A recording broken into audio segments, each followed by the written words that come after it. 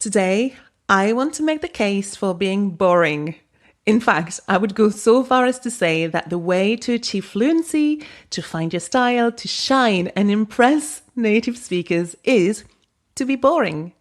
Today, I want to make the case for simplifying your French and not trying to sound smart. I want to make the case for using basic vocabulary, basic sentence structures and grammar, instead of fancy words, complex sentences, and advanced grammar. If you get nervous when you speak French, perhaps you're concerned about how you come across. Perhaps you feel limited by your lack of vocabulary, your slow thinking, your accent, and so on. But you don't want to look like an idiot. So you overcompensate and try to impress the other person. You desperately want to show how much you know French. So what starts to happen? You make tons of mistakes, you're not very clear, you freeze, or worse, you switch to English. Today, I want to show you why choosing to be boring will lead you to fluency. Welcome to Quirky French Podcast, the podcast that helps you speak more confidently, feel more focused, and be more in control of your French learning journey. Prêt? C'est parti! Coucou! Welcome to episode 26 of Quirky French Podcast, the podcast that will help you find your confidence and voice in French. I'm your coach Naima from QuirkyFrench.com, and today I want to show you why being boring is the new way to become fluent. My hope is that by the end of this episode, you'll know how to be boring in French and how to turn that to your advantage in order to reach your dream language goal faster and with confidence. Now, I know today's topic will seem counterintuitive, but yes, I assure you that this episode will help you and that if you apply this philosophy when speaking French, your conversation skill will change dramatically, for better and not for worse. As language learners, we're often tempted to show that we have lots of vocabulary. We want to demonstrate that we can talk for extended periods of time, that we can hold a conversation, that we're capable of doing as much in French as we are in English, or at least we try to, right? And I'm sometimes guilty of this too, let's be honest.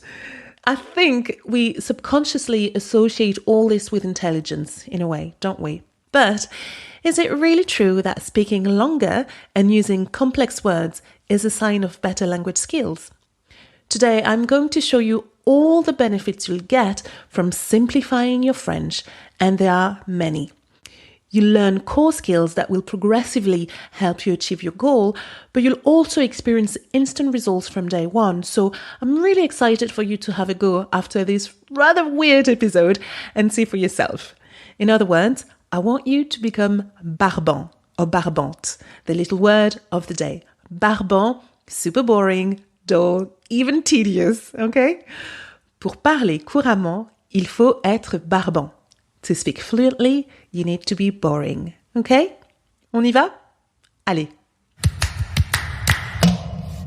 So the main idea to bear in mind is keep it simple. Simple, albeit boring, is the way to go, okay?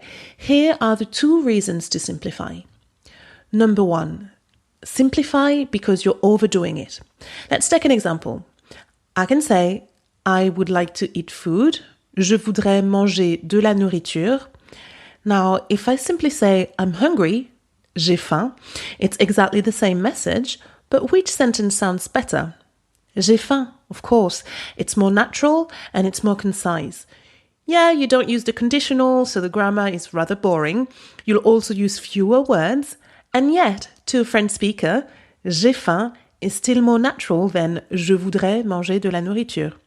So speaking longer does not necessarily mean that you express yourself better. In fact, in a lot of cases, it may indicate the very opposite. Number two, simplify because you lack vocabulary. Now, what happens if you're having a conversation with someone and you don't know the word, let's say, épuisé, exhausted? Either you don't know it or your memory is blank today and you just can't remember the word. In this case, simplifying means focusing on the idea, not on the word, but on the key thought you want to convey. So you need to find words that can express a similar message instead of focusing on finding the perfect translation, the exact word for exhausted. When you focus on ideas rather than words, you discover endless possibilities, such as using synonyms, Je suis très fatigué. I'm very tired. Using opposites. Je n'ai pas beaucoup d'énergie. I don't have much energy. Giving examples or definitions. Je veux dormir. Je dois me reposer. I want to sleep. I must rest. And so on. Can you see how well you can now fill in the gaps when you focus on the idea? It may not be perfectly accurate. It probably won't be an exact reflection of what you're trying to say. And it certainly won't be as deep and subtle as you want it to be. In other words, it's going to be a watered-down translation and it will be a bit boring. But it's much better than getting stuck, avoiding the conversation, or switching to English altogether. When you learn to simplify your words and ideas, so much happens. I think the most obvious thing is that you're able to keep the conversation going. There are fewer communication breakdowns because you can get your point across and you're less likely to get stuck. But here's what's happening behind the scenes. Because you can convey your message more effectively, and because you're training your brain to keep the conversation going by simplifying your French, you're actually creating more space in your brain, allowing more brain power to control what you say.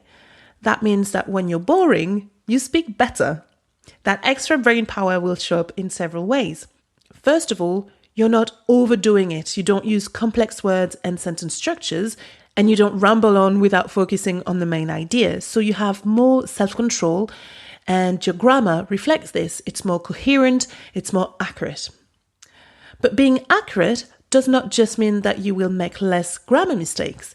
Being accurate also means that your pronunciation and intonation will improve because you will have more room to monitor how you speak. And this is actually huge because when you control what you say as well as how you say it, when you sound better, that gives you even more brain juice to convey your emotions and your personality. It's a bit of a paradox, but think about it. All that extra space, that extra processing power you gain by simplifying your French gives you extra resources to find your style and voice. In other words, when you practice being boring, you're also indirectly allowing your brain to tap into your personality and emotions. This will lead you to develop fluency and show who you truly are in French. So there you are. Who would have thought that being barbant would do so much good for your language learning? It's worth considering, isn't it?